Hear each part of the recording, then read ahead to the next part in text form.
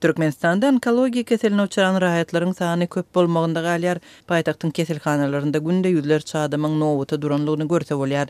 Azatlyň paýtagtdaky habarçylary keselhanalardaky ýagdaý we bejergi almak üçin şertler barada maglumat berýärler. Paýtagtyň Köpetdağ etrafyndaky onkologiya merkezine ýüz tutýan hastalaryň arasynda leukemiýa ýagny ak kan keseliniň mövzalyanlygyny paýtagtly saglyk resmiýetleri aýdarlar. Bu keselhana Arçabil şaýylygynyň ugrunda ýerleşýär. Habarçylarymyzyň sözlerine görä kesel tasdiklanyp goşmaçy barlyklara we medisina kömegine mätäç bolup keselhana barýan hastalaryň sany günde 100den geçýär.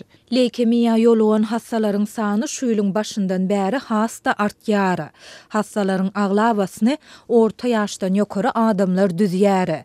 Köpüsi zenanlary. Kesele uçuranlaryň arasynda çağlar hem bar. Olarda hasam agyr ýagdaýda geçýär. Dip Aşgabatly saglyk resmiýeti aýdýar. Habarçylarymyzyň anyklamagyna görä diagnostika formal taýdan muhtem bolsa, uzyn nowatlar hastalaryň zerur kömek almagyny kynlaşdyrýar we adamlary başga ýol gözlemäge mejbur edýär. Nowatsız barlygydan geçmek üçin lukmanlara para bermeli bolýar. Onuň möçberi 300-400 manada barabar bolýar. Ýöne bejerigi almak doly tölegli bolup 10 000den başlanyp 20 000 manat ağırlığında çykdyjy talap edýär. Dip ýagdaýdan habarly ýene bir çeşme aýdýar we bejergi almak üçin sarp edilen puluň bir böleginiň bejerginiň el ýeterliligini tizleşdirmek üçin gidýänligini bellidi. Keselhanada ýatan sırkawlaryň sany hem ören köp. Otoglarda yer bolman soň sırkawlar geçirgelerde ýygnalýan wagtlaýyn krawatlarda ýatýarlar we şeýle oňaýsyr şertlerde bejergi almaly bolýarlar. Onkologiya keselinden gutulýan sırkawlaryň sany ören az bolup, sırkawlaryň köpüsi bu kesele garşy ömür boýy göreşmeli bolýar. Dip Aşgabatly Lukman gurrun berdi. Türkmenistanyň saglyk resmiýetleri onkologiya keseline degişli sandary we onuň sebäpleri barada resmi düşündürüş bermeýärler. Ýurtda keselçiligiň derejesine görkezýän umumy sanlar we onkologiya keseliniň statistikasy 30 ýyla golay wagt bäri çap edilmän gelýär. Şeýle de bolsa ýurtda geçirilen çäreler keselçiligiň deresesinden habar berýär. Soňky 2 ýyl bäri aýallarda ýatky we göwüs düwünügini anyklamaga gönüktirilen köpçülikleýin barlyklar geçirilýär. Bu barlyklar tutuş ýurt boýunça alınıp barlýar. Şu ýylyň başyndan bäri welaýatlardaky saglyk öýleri özleriniň jogapkärçiligindäki ilatly sebetlerde 25 we 55 ýaş aralygyndaky gelin gyýlary ginekologiya barlygyna ýygyderli çagyrýarlar. Azatlyk mardaky habarçysynyň 21-nji ýylda beren maglumatyna görä, bu welaýatda geçirilýän barlyklar aýallaryň arasynda onkologik döwünük keseliniň köpelmegi bilen bagly. Mundan öňki 2023-nji ýylda ýurdun ähli welaýatlarynda köpçüliklerin geçirilen medisina barlyklary 18 ýaşy dolduran aýal gyýlaryň ählisine hökmany degişli bolup, onkologiya kesellerini anyklamak maksadyna gönükdirilipdi. Ýa-ni geçen ýylyň gözünde Islam Ösüş Bankynyň Türkmenistanda 3 sany onkologiya hasahanasynyň gurulşygyny maliýeleşdirmegi teklip edýänligini Türkmen Döwlet Habarlar Agentligi maglumat beripdi. Her biri 150 hasaniýetlenen täze hasahanalaryň Mari Balkan we Livap welaýatlarynda guruljakdygy ma'lum bolupdy. Bu üç welaýatda täze onkologiya keselhanasyny gurmak planlary 2018-nji ýyldan bäri agdalýar we şu çaka çenli 1960-njy 70-nji ýyllarda gurulan onkologiya keselhanalary nätaglary kabul edýär. Habarçylarymyzyň ozalky maglumatlaryna görä Türkmenistanyň deri we neurologiya hasahanasynyň bir korpusunda ýerleşen onkologiya bölümi 70 golay hassa bejerge berip bilýär. Mariniň onkologiya keselhanasy hassalaryň köpüsini Aşgabatda uratmaly bolýar. Azatlyk bilen gürleşen onkologiya nätaglary hasahanalaryň köpüsindäki hyzmatlaryň hiliniň ören erwetligini we şertleriň aýylgançydygyny aýdýarlar. Daşugut welaýatynda 2023-nji ýylyň maýynda 150 orunluk onkologiya hasahanasy açylyp ulanylmaga berildi. Türkmen mediýasy Aşgabatda 500 orunluk halkara onkologiya merkeziniň gurulşygynyň dowam edýänligini habar berdi. Azatlyk bilen anonim gürleşen Türkmenistanly saglyk resmiýetleri ýurtda onkologiya keselleriniň köpelýänligini tasdiklýarlar. 2019-njy ýylda Birleşen Milletler Guramasynyň ykdysady we sosial meseleler boýunça departamentine hödürlenen Türkmenistanyň Meýletin milli synynda ýurtda ilatyň ölümine getirýän esasy keselçilikleriň biri ýürek damar kesellerinden soň onkologiya keselleri bolup durýanlygy aýdylypdy. Şol maglumatda adam ölümünün 12%-ni emele getiren onkologik keseller barada statistiki sanlar getirilipdi. Türkmenistanda ayallarda duş gelýän esasy onkologik keseller boýunça süýt mäzlerindäki dübün hemde ýatky boýunçyndaky dübün agdalypdy. Erkek adamlaryň ölümlerine getirýän esasy keselleriň hatarynda tracheýanyň we bronhlaryň rak keseli, ýagny bokurdak dübüni, hinçe kesel, aşgadandaky dübün hemde bagyrdaky dübün we öt haltanyň kanallaryndaky dübün agdalypdy. Şondan beri Türkmenistanda onkologiya kesellerine degişli resmi san il yeterli bolmady. Şunlar Türkmenistanyň köp sebitinde howanyň temperaturasy gündizlerine kölegede 40 gradusdan aşýan mahaly ilat ýygyderli elektrik kesilmeleri bilen ýüzbeýiz bolýar. Tok üpçünçülügindäki bökdönçlükleriň ilatyň gündelik durmuşynda döredýän kynçylyklar barada Azatlyk radiosynyň habarçylary 2 iýulda Lewap we Ahal welaýatlerinden maglumat berdiler. Türkmenabad şäheriniň we çärçe etrabynyň ýaşaýjylary soňky bir näçe güniň dowamında elektrik togunyň ýygyderli kesilmegine duçar boldular. 28-nji we 29-njy iýunda bu sebitlerde bir näçe gezek elektrik togu kesildi. Dip şäher ýaşaýjylarynyň biri anonim şertde gurrun berdi. Türkmenabadyň 3-nji kwartalyndaky 26-njy, 27-nji, 32-nji, 33-nji, 34-nji, 39-njy we 50-nji köp gatly jaýlaryň ýaşaýjylarynyň ençemesiniň anonim şertde aýtmagyna görä, tok üpçünçülügindäki bökdönçlükler elektron enjamlarynyň hatardan çykmagyna getirýär. Naprejeniýa käbel peselýär we 1-den 220 voltdan ýokary çykýar. Bu bolsa elektrik enjamlarynyň köýmegine getirýär diýip ýaşaýjylar biri aýtdy. Ýaşaýjylar bökdönçlükleriň çözülmegi üçin şäheriň elektrik üpçünçüligi edarasyna we häkimlige eýen bir näçe gezek ýüz tutandyklaryny, emma ähli arzalaryň jogapsyz galýandygyny aýdýarlar. Şäheriň elektrik üpçünçüligi edarasynyň resmileri togyň ýygyderli kesilmeginiň sebäbi barada ilata açaçan düşündürüş bermeýän mahaly edaranyň bir işgäri esasy meseleniň köne transformatorlaryň hatardan çykmagy we Hytaýdan getirilýän täze transformatorlaryň hiliniň pes bolmagy bilen baglanyşyklydygyny belleýär. Şu günler howanyň aşy yssydygy sebäpli ýaşaýjylaryň tas ählisi soňgodyjy enjamlaryny, split ulgamlaryny işledýärler.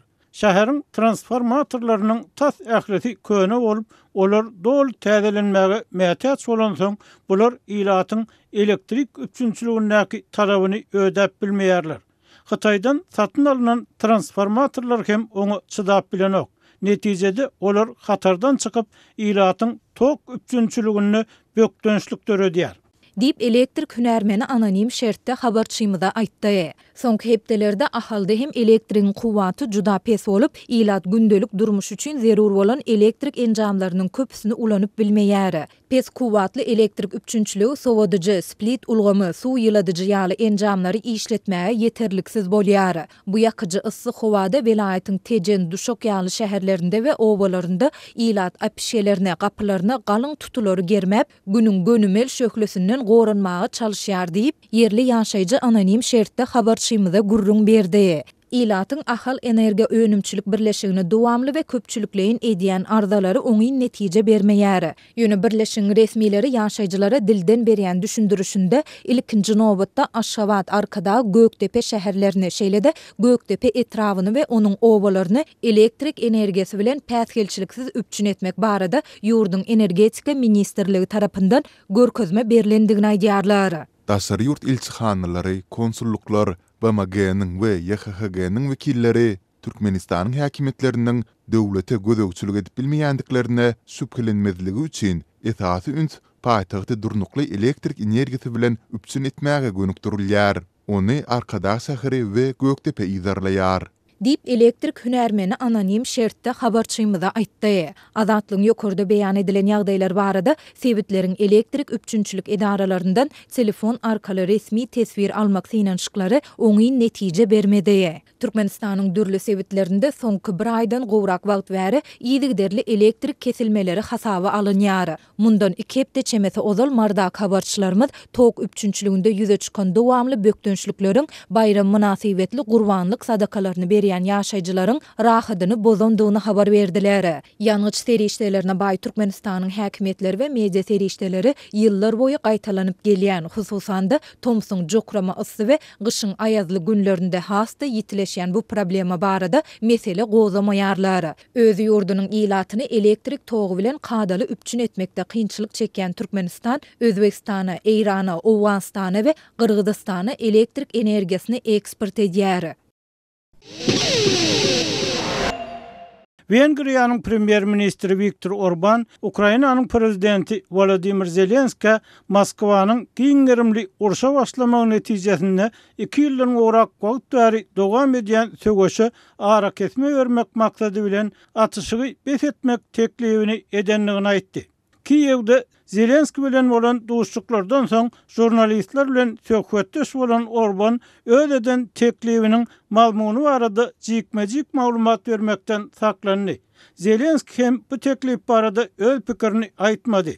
Men jenap prezidentden ara kesme etmek, atışygy togtatmak we soňra gepleşikleri dowam etdirmek mümkinçiliginiň bolup biljekdigini ýa-da däldigini soradym diýip Orban duşukdan soň jurnalistlara aýtdy.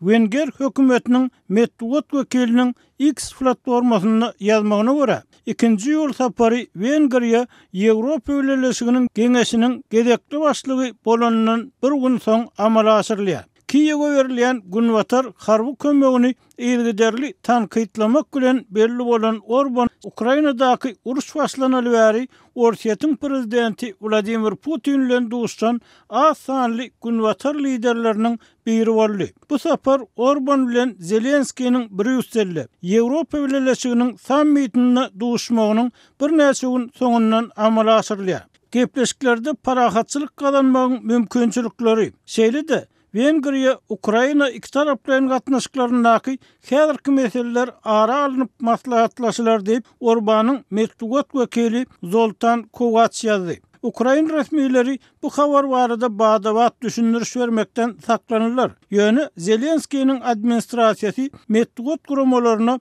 2-nji iýul güni giýişlik gurulacak bir çäri üçin çakylygy berdi. Öňünden ıglan edilmedik sapar baradaky maglumaty ilkinji bolup The Financial Times gazetesi çap etdi. Viktor Orban, Orsiýet 2022-nji ýylyň fevralyna Ukrainaga garşy giňerimli urşa başlaly bäri Ýewropa Birleşiginiň we NATO'nyň liderleriniň arasynda Ukraina üçin niýetlenen günwatar ýaraglarynyň we kömek ukçalarynyň Kiýewge iýerilmegine gögün sözlügi. Bu aradaky resminamalara gol çekmek islemezligi bilen tapawutlandy. Geçen ýylyň dekabrynda bolsa ol Ýewropa Birleşiginiň liderleriniň duşçugyny Ukrainanyň Ýewropa Birleşigi bilen aradaky agdalyk gepleşikleriniň açylmagyna garşy ses bermezligi üçin duşçu otagynyň çykyp gitdi. Şondan soň Ukrainany agdalyk ýoluna salmak üçin Ýewropa Birleşigi bu gepleşikleri resmileşdirmek tagallalaryna girişdi. The Guardian gazetesi bu sapar barada habar vermek bilen